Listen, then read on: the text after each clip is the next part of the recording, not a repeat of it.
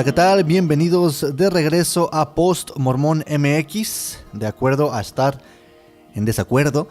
Y como pueden ver en el título de esta ocasión, vamos a hablar sobre el modelo Byte y en especial sobre el área del comportamiento.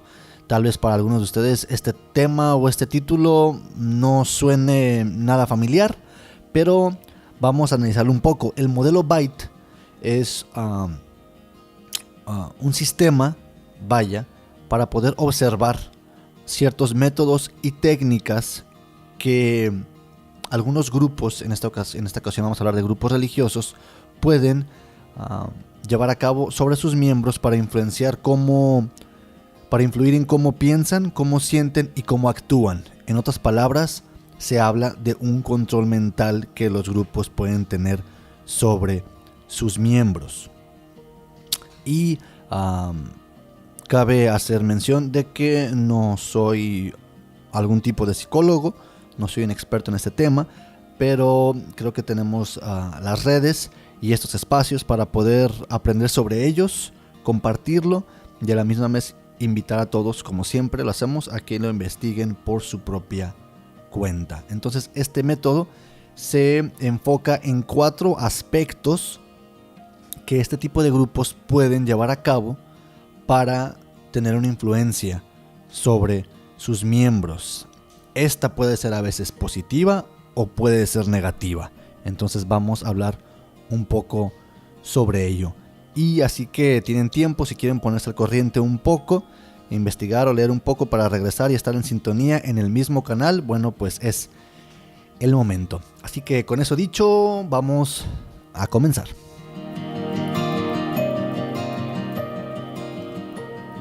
Y bueno, para empezar, me gustaría comentar que dentro de mi análisis, mi estudio, mi investigación, como quieras llamarlo, dentro de mi propia iglesia, en algún momento tuve que voltear a ver a otras iglesias, a otros grupos religiosos u otras religiones.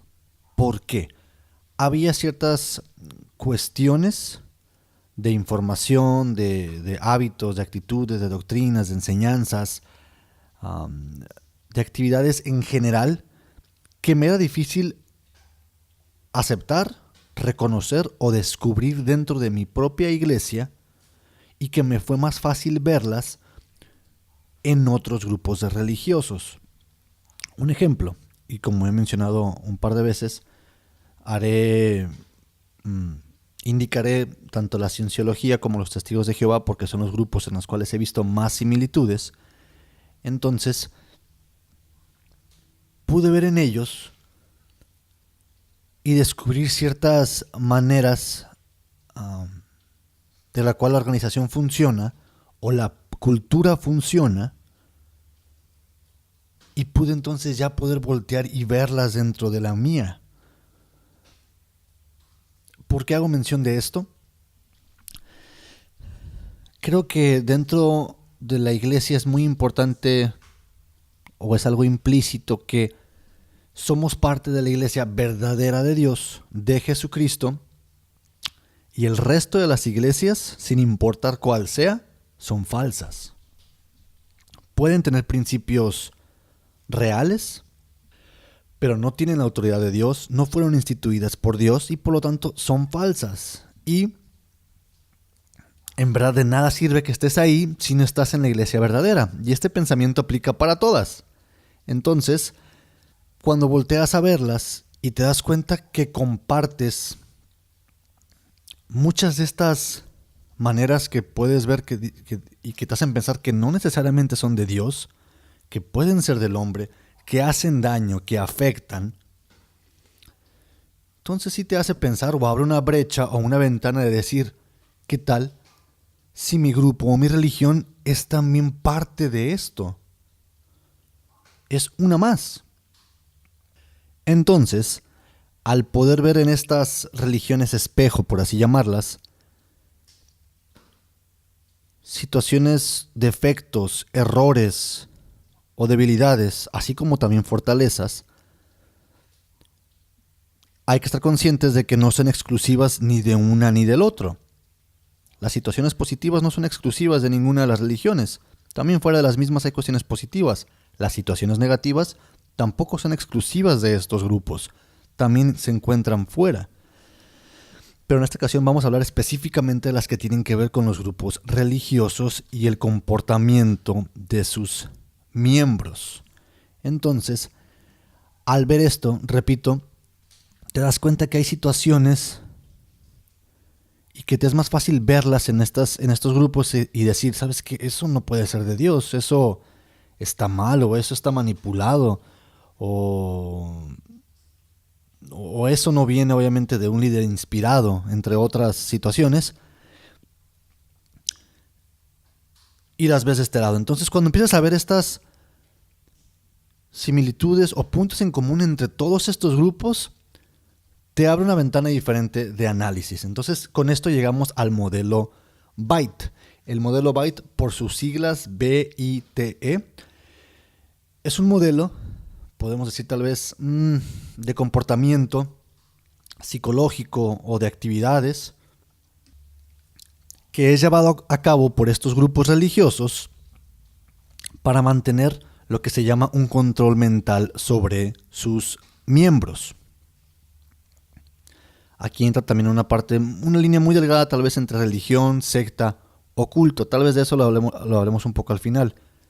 Sería bueno también mencionar que no pretendo ser un experto en este tema, pero tenemos las redes, tenemos los recursos para poder aprender más de ellos, estudiarlos y analizarlos. Entonces, este método BITE, instituido por Steve Hassan, nos deja ver situaciones, o en especial 4 campos o 4 aspectos que todos estos grupos comparten, ya sea en su totalidad o de manera parcial, pero que lo comparten en cómo tratan a sus miembros y que influye directamente en cómo estos actúan, piensan, sienten e interaccionan en general en su vida, tanto de manera personal hasta con su familia, sus amigos, en general. Define la realidad de estos. Estos aspectos a veces una persona no los puede vivir tal vez en su totalidad, tal vez no puede caer dentro de todos, puede caer parcialmente de ellos, pero a veces caer dentro de uno es más fácil también que caigas dentro de los otros, de acuerdo al mismo modelo. Entonces, estos 4 aspectos son, el primero es behavior control, que es el control del comportamiento. El segundo es control de la información. El tercer aspecto es el control del pensamiento. Y el cuarto es el control de las emociones o control emocional. Y con esto abarca las 4 siglas, BITE o BITE, por sus siglas en inglés. Control del comportamiento, de la información, del pensamiento y de las emociones en español. Entonces, en esta ocasión vamos a centrarnos en la parte que tiene que ver con el control del comportamiento. Esperemos no hacerlo tan largo. Entonces, vamos a ver ciertos puntos que tienen en común estos grupos religiosos para controlar el comportamiento de sus miembros. ¿De qué manera? Y trataremos solamente este punto para tal vez dar pauta a que en otros episodios tratemos los otros 3 aspectos. Entonces, en esta ocasión, dentro del control del comportamiento, voy a mencionar algunos de estos puntos que comparten estos grupos y tal vez veamos algunas de sus implicaciones dentro de la iglesia. El primero de ellos, que creo que es el más importante, del cual dependen todos los demás, es el promover la dependencia y la obediencia. Esto es totalmente importante, no solamente dentro de la iglesia mormona, sino también de otros cultos o sectas o religiones o grupos. Entonces, este modelo también puede ser que aplique para grupos de otra índole, pero en esta ocasión nos estamos refiriendo obviamente al aspecto a los que tienen que ver con la religión. Entonces, el promover la dependencia y la obediencia dentro de la religión o dentro de la iglesia sabemos que la obediencia es la ley sobre la cual se basan todas las bendiciones. Es importantísimo que seamos obedientes al Señor y a sus profetas y apóstoles. Voy a dejar de lado el tema del Señor, porque eso ya es interpretación de cada quien. Cada quien tiene una relación y una obediencia con el Señor o con Dios, o debería de ser de una manera personal y como su mente, su espíritu le permita tener una relación saludable con su Dios. Pero aquí creo que lo que me llama la atención es que, como parte del control del comportamiento, la dependencia y la obediencia a los hombres, a los líderes, es fundamental. Creo que no tengo que hacer mucho énfasis en ello porque quien me escuche sabe esto. Entonces tal vez para algunos esto está justificado bajo la obediencia a Dios, bajo un mandamiento. Pero la cultura de obedecer a los líderes y a los hombres y depender de ellos es totalmente marcada porque dependemos de ellos. No existe una iglesia sin profetas y sin apóstoles. Dependemos de ellos para recibir la guía de Dios actual, para recibir la interpretación de las Escrituras, para recibir los mensajes que el Señor tiene, para recibir las revelaciones que Él tiene. Dependemos de este grupo. Entonces, viene a mi mente, repito que obviamente la obediencia es la ley sobre la cual todas las demás bendiciones se basan, pero es tan importante la obediencia y la dependencia de los líderes que viene a mi mente cuando en algún par de veces el Elder Oaks, ahora es el presidente Oaks, llegó a indicar que es erróneo criticar a los líderes de la iglesia aunque la crítica sea verdad. O sea, no lo hagas, aunque sea verdadero, no lo hagas. Él va a tener su merecido, sobre su cabeza van a caer sus castigos o lo que sea. Tú obedece y tú enfócate en lo tuyo y obedece a tus líderes. En otras palabras, también en otro momento, también indicó que la felicidad y el progreso espiritual depende o recae en seguir a los líderes de la iglesia. En otra ocasión también el presidente Nelson, actual profeta de la iglesia, llegó a mencionar que todos ocupamos guía en esta vida y que ésta se obtiene de los manuales o de lo que provee la iglesia, así como de las enseñanzas de los profetas. Entonces la obediencia y dependencia de estos hombres es total, es necesaria. No podemos, en teoría, estar en lo correcto o no cometer errores o no podemos tener una guía en nuestra vida de manera personal sin ellos. Y de esto se desglosa creo que todo lo demás. Voy a mencionar estos puntos y luego tal vez haré algunos comentarios. El segundo punto es modificar el comportamiento en base a recompensas y castigos. O sea, haz esto y vas a recibir esto o vas a poder recibir esto. No haces esto o si faltas a esto, te va a pasar esto o no vas a poder merecer esto. Tercer punto, en algunos casos se te indica dónde y con quién puedes vivir. En el cuarto punto, la restricción o el control de la sexualidad. En el quinto punto es el control de la vestimenta e inclusive hasta del peinado, por así decirlo, de la apariencia personal. El próximo punto es regular tu alimentación, o sea, decirte qué puedes ingerir y qué no puedes ingerir, o cómo lo puedes hacer o cómo no lo puedes hacer. El siguiente punto es privarte tal vez de tu tiempo de sueño. En algunos casos esto pasa. El siguiente punto es una relación directa financiera con la institución o con la organización. Aquí tal vez haríamos un comentario en cuanto a lo que tiene que ver con los diezmos. El siguiente punto es tener influencia directa sobre tu tiempo y actividades en general. Tal vez, por lo menos en nuestro caso, no nos digan solamente puedes hacer ese tipo de actividades con tu familia o personalmente, ¿no? Bueno, que a veces sí.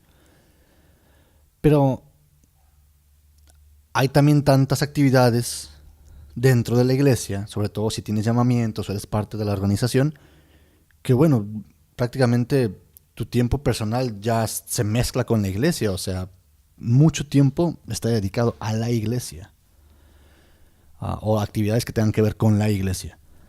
Y el último punto sería el que todo esto afecta de una manera significante sobre la decisión que tomes en cuanto a cosas importantes en tu vida. Muchas de las decisiones que tomamos en nuestra vida son en base a eso, a nuestra religión, a nuestra creencia en Dios y las enseñanzas que tenemos de quien consideramos son ungidos de Dios o tienen revelación de Dios o nos pueden guiar para regresar con Dios o para estar de acuerdo con Dios, en comunión con Dios. Entonces, todo esto. Entonces, estos puntos son importantes dentro del control mental, dentro del control del comportamiento que estos grupos pueden tener sobre sus miembros. Y aquí entonces yo tal vez voy a hacer hincapié en algunos de ellos. Ya hablamos de la obediencia y creo que también uno muy importante es que todo esto en realidad tiene que ver con una interacción social. Tiene que ver con una relación personal contigo, con Dios, el cómo te sientes, lo que crees, lo que piensas, cómo actúas, pero en gran manera en tu interacción social, con la gente, desde la modestia y la vestimenta. Es muy normal que obviamente crecemos viendo que los hombres son de traje, con camisa blanca, con corbata. Si no llevas camisa blanca no vas a poder repartir la Santa Cena, no vas a poder cumplir con esto. Las mujeres tienen que ir de vestido. Cuando veíamos mujeres con pantalones, llegaba a pasar, obviamente, no había una ley que dijera no pueden ir con pantalones, pero era parte de cómo se dividen, ¿no? En cuestión de apariencia. Cuando uno va a la misión, se te manda escrito las pautas de vestimenta. Cómo vas a vestirte, cómo te vas a peinar, qué tan largo debes de tener el pelo, qué tipo de suéter puedes usar, las corbatas, los zapatos. Las mujeres igual. Recientemente, hace un par de meses atrás, el año pasado, apenas se le dio permiso oficial a las misioneras de tiempo completo de usar pantalones. Si nos damos un poquito más de manera profunda, por así decirlo, para muchos tal vez sea justificado sobre revelación o sobre mandamientos, cuando una persona, miembro de la iglesia, entra al templo, estamos en cuestión de la que tiene que ver con la apariencia personal, a partir de que tomas tu investidura, ya no utilizas una ropa interior normal que puedes comprar en cualquier tienda, sino utiliza las investiduras o la ropa interior que la iglesia te provee, porque ellos son los únicos que te pueden dar esta vestimenta. Son los únicos que la hacen y son los únicos que te la pueden vender. Y para ello ocupas llevar obviamente tu recomendación y que te la den. Entonces, a menos que dejes de creer o que te excomulguen o mueras y estés investido, entonces esa parte de la vestimenta ya está regulada por la iglesia. Seguimos en la interacción social. Entonces, el cómo te llevas con otras personas. A veces entendemos por cuestión tal vez cultural y también por enseñanzas que debemos de juntarnos con solamente miembros de la iglesia. Debemos de casarnos solamente con miembros de la iglesia, obviamente, para poder recibir todas las bendiciones y entrar al templo. Cuando nos encontramos con personas que tienen ideas diferentes o personas dentro de la iglesia que a lo mejor se apartan, bueno, mejor de lejos. Las ideas diferentes no me van a ayudar, no me van a servir, me pueden hacer perderme. No. Pongo aquí un ejemplo otra vez con los testigos de Jehová y trataré de ser respetuoso, pero para ellos, en este ejemplo, como parte de su doctrina, si digo otra vez palabras diferentes y alguien puede corregirme adelante, pero cuando una persona tiene una idea diferente, inclusive dentro de la familia o dentro de la organización, al edificio donde van, tal vez quisieron públicos que ya no creen o que ven las cosas de forma diferente o que no siguen a los líderes, tienen que dejar de hablarles. Si ellos deciden regresar, tal vez van a estar ahí, y esto lo digo por haber platicado con personas que les ha pasado o haber escuchado de personas, pero inmediatamente, si están inclusive dentro de tu familia, ellos tienen que dejar de hablarles, o se mudan, o los corren. Entonces cuando ves cuando ves este tipo de actitud dañina que separa familias, inclusive dejarse de hablar por el resto de su vida, y volteas y ves dentro de tu iglesia y dices, bueno, es que también existe esto, tal vez no tan marcado, tal vez no tan fuerte, pero existe. Porque se nos enseña que el que está en contra, el que ya se alejó, el que tiene dudas, el que está haciendo público, algo así, bueno, no es fuerte, no tiene un testimonio, es un débil, ya se cayó, es mejor de lejos. Creo que no tengo que hacer mucho hincapié en ello, pero es parte de cómo se modifica nuestro comportamiento y nuestra interacción social con la gente. De esta manera aplican los 10 puntos que estoy diciendo, creo yo que se aplican de esta manera. Una persona, un joven no puede tener novia hasta los 16 años, y es muy común a veces escuchar, pero ¿ya tiene 16 o no tiene 16? ¿No? A lo mejor no es ya tan común, pero sí pasa. La libertad de expresión, tal vez no puedes levantar la voz en contra de los líderes, en contra de las doctrinas, o sea, no puedes hacerlo. ¿Por qué? Porque se te va a ver mal, porque se te va a juzgar, porque tal vez se te va a llamar a un consejo y tal vez se te puede excomulgar, o se te puede suspender. En cuestión de sobre esa misma línea, no puedes investigar. Hace poco el de Rogues dijo, más bien dijo que la investigación no es la respuesta. Entonces vemos cómo se controla el comportamiento. No puedes investigar, no debes investigar. Todo está aquí, la respuesta está aquí. En la cuestión que tiene que ver con el aspecto sexual, hay una gran represión sexual dentro de la misma, y creo que afecta de gran manera a las personas. Si de por sí dentro de nuestra cultura, hablando desde México, en Latinoamérica, la cuestión sexual es un gran tabú, dentro de la iglesia o dentro de los grupos religiosos, crece aún más. ¿De qué manera se puede faltar a la ley de Dios en cuanto a la sexualidad? Esto no aplica aquí, sino también en otros, pero hablaré de esta. Bueno, la ley de castidad, para empezar, la ley de castidad está solamente por debajo del asesinato. O sea, ¿qué puedes hacer peor que no ser casto? Matar a alguien, prácticamente. ¿De qué manera faltas a la castidad? Bueno, prácticamente trataré de resumirlo. Es toda actividad sexual fuera de los lazos del matrimonio. Entonces, esto puede ser relaciones sexuales, ya sean heterosexuales u homosexuales, fuera del matrimonio o antes del matrimonio. El consumo tal vez de material pornográfico. Y en esto no quiero decir que se deba de alimentar esta industria, pero a veces una simple revista, en estas palabras tal vez para alguien no sea simple, pero el consumo del material pornográfico también puede ser falta de castidad, definitivamente, o te puede llevar a faltar a la ley de castidad de manera más tajante.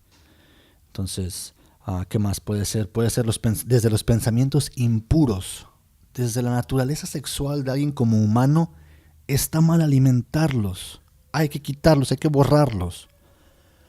La masturbación definitivamente es una falta a la ley de castidad y te puede llevar a otras cosas, te puede llevar a que busques material pornográfico, a que busques satisfacer esos deseos. Entonces, no hay una educación sexual. Si como cultura no la tenemos y en la iglesia también se reprime con mucha más fuerza, bueno, crea una represión sexual sobre sus miembros y tiene un efecto. Vemos hoy en día también que un grupo determinado de la iglesia está siendo afectado por las pautas por las pautas y las palabras de los líderes actuales de la iglesia. No estoy diciendo que es de Dios, sino que sus palabras y pautas están afectando de tal manera que jóvenes se están quitando la vida porque piensan que ser homosexual es el fin del mundo, o que es diabólico, o que no tiene cura su enfermedad,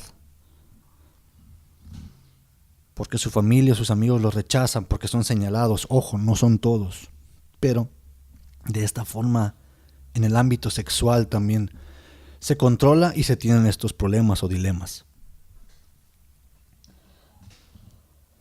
En la parte del tiempo, uno de los puntos era que tiene que ver con el tiempo, con las actividades. Desde que uno crece en la iglesia, obviamente están los servicios normales, obviamente te vas a la misión 2 años, o hay otros tipos de misión, hay clases, hay devocionales, están los llamamientos, que es como una asignación dentro de la organización local, lo cual puede ir desde algo muy sencillo hasta algo que demande mucho tiempo, como el ser un obispo. Hay responsabilidades. En la cuestión o el ámbito personal están las oraciones, el ayuno, el estudio, el seminario, el instituto, las noches de hogar o sí, las reuniones que tienen que ver con la iglesia, con la familia. Está el templo definitivamente, que también toma para mucho tiempo. Entonces vemos cómo estos grupos, estas actividades que demandan mucho tiempo, porque no es sencillo tampoco ser miembro, demanda vocación, demanda devoción. Algunos tienen un balance que les funciona muy bien, tienen prioridades y tal vez me digan, es que yo sí puedo hacerlo, no es tan extremo, estoy de acuerdo. Pero para muchos tal vez no tienen esa misma pauta. Para muchos la iglesia es su vida, su llamamiento, los servicios, todo lo que hacen es de la iglesia. Trabajan para la iglesia, comen de la iglesia, solamente conviven con la iglesia.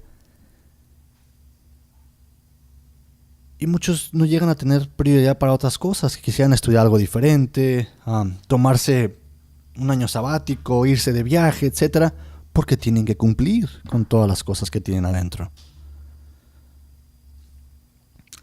En la cuestión que tiene que ver con la relación financiera, es también muy importante, porque a través del diezmo tienes una relación directa con la iglesia, que a su vez es con el Señor, porque te enseñan que si no eres obediente a la ley del diezmo, no estás siendo obediente a Dios, y por consiguiente no vas a ser merecedor de bendiciones, y entre ellas, si quieres seguir yendo al templo, pues no puedes ir al templo porque no estás pagando tu diezmo. Dentro de ahí hay un pensamiento. Yo recuerdo que a veces llegabas a faltar al diezmo tal vez en una semana. En teoría cada quien lo puede hacer de la manera que quiera, en teoría, pero tienes que pagarlo. Ya sea que lo pagues semanal, quincenal, mensual, anual. Como quieras, bueno, nunca he conocido a alguien que lo haga anual. Pero, de todas maneras, al final de año va a haber una entrevista con tu obispo para ver cómo te fue con los diezmos en el año, si no le debes a la iglesia. Y de eso depende tu recomendación del templo también. De eso a veces depende de que si una semana no puedes dar tu diezmo porque llámale falta de fe o situaciones reales de la vida, que tuviste que pagar una deuda, tuviste una emergencia, etcétera. Bueno, la próxima semana vas a tener que ponerte al corriente. La próxima semana voy a dar mi diezmo, la próxima quincena semana voy a dar el que me corresponde y el que dejé pendiente de la semana pasada. La enseñanza es inclusive que si te falta dinero para tu renta, para tus biles, para que coma tu familia, primero paga el diezmo y confía. Bueno, entonces vemos de qué manera tenemos esa relación o esa dependencia directa financieramente con la iglesia. Desde aquellos que tal vez den un diezmo genuino de X cantidad hasta tal vez los que dan cantidades mayores sobre el ingreso que tienen bruto. O sea, no es ni siquiera después de pagar ciertas cosas, etc. Si te pagan 1,000 pesos, 100 pesos. Y bueno, eso tiene que ver con la situación financiera. Entonces, vemos cómo si hay ciertas cuestiones que entran dentro de la iglesia, dentro de estos puntos para controlar el comportamiento, porque todo esto nos lleva a que la mayoría, si no es que todas las decisiones que tomamos en nuestra vida dependen de nuestra relación con el Señor y con la iglesia. Es una línea muy delgada. Para muchos tal vez no es tan importante, o para muchos no la ven de una manera como una realidad absoluta, pero muchos sí. Y esto influye directamente sobre el comportamiento en general que tengas como persona. Repito, cómo piensas, cómo actúas, cómo sientes, cómo ves a los demás, cómo te ves a ti, cómo ves a tu familia, a tu cónyuge, a tus amigos, a los miembros, a los líderes. Entonces, estos grupos sí tienen una influencia directa sobre el comportamiento. Y de esta manera, bueno, pues lo controlan. Muchos me dirán, y hace poco escuché a alguien que me dijo, es que a mí nadie me obliga a nada, son decisiones personales. No es una obligación directa, no tenemos a nadie con una arma enfrente diciéndonos, haz esto. Pero creo que es peor cuando se habla de un control mental, porque a veces ni siquiera te das cuenta de que estás haciendo esto. El problema es que cuando se controla el comportamiento, se crea una identidad de grupo. Entonces no hay individualismos. Todos son un grupo. Y cuando esto pasa, pierdes ese sentido tal vez valga la redundancia, de individualismo, y te unes a los demás. El problema es cuando empiezas a salir de este comportamiento, hablando específicamente en este episodio del comportamiento, y tomas una actitud o una percepción o una visión o actitud individual que obviamente no vaya con estas normas. Te está saliendo del comportamiento, de la pauta, de la norma, y eso va a tener una consecuencia. Y con esto recuerdo las palabras del Elder Packer, que fue un miembro de los 2 apóstoles un tiempo atrás. Él había dicho que si la verdadera doctrina se entiende, ello cambia la actitud y el comportamiento. Y que el estudio de la misma va a mejorar el comportamiento, etcétera, etcétera. Más fácil inclusive que el estudio sobre el comportamiento humano. O sea, si la verdadera doctrina se entiende, o sea, si no lo haces es porque no la entiendes. Y si no la entiendes es tu culpa. Si estás en contra de ella es porque no la entiendes. ¿Quieres cambiar tu actitud? ¿Quieres cambiar tu comportamiento? ¿Quieres ser mejor? ¿Quieres entenderlo mejor que los estudios del comportamiento? Adhiérate a la doctrina. Cumple con la doctrina. Y bueno, creo que con eso vamos a cerrar este episodio. En cómo estos grupos afectan directamente sobre el comportamiento de sus miembros. Y espero esto dé pauta para que podamos hablar de los otros 3 aspectos, que es información, pensamiento y emoción. Y espero que el próximo que tengan que ser de la información vaya inclusive de la mano con una colaboración que tuvimos hace poquito con un sitio a favor de la iglesia y a favor del libro de Mormón. Entonces, una vez que este sea ya público, tal vez vaya de la mano con el próximo episodio y se los compartiré por este medio. Así que bueno, de igual manera siempre la invitación es a que podamos analizar estas cosas. Voy a dejar algunas fuentes. Te invito a que puedas estudiar más sobre Steve Hassan, o sobre todo, más que nada sobre su modelo, ver cómo aplica. Si aquí hay cuestiones en las que estás de acuerdo, estás en contra, o tienes algún comentario extra, déjalo en los comentarios y que podamos platicar de ello, ya sea que yo pueda interactuar con ello o que alguien más pueda hacerlo. Así que muchas gracias por acompañarnos en este episodio. Nos vemos y nos escuchamos más bien en el próximo de Post Mormón MX, de acuerdo a estar en desacuerdo. Muchas gracias, hasta la próxima.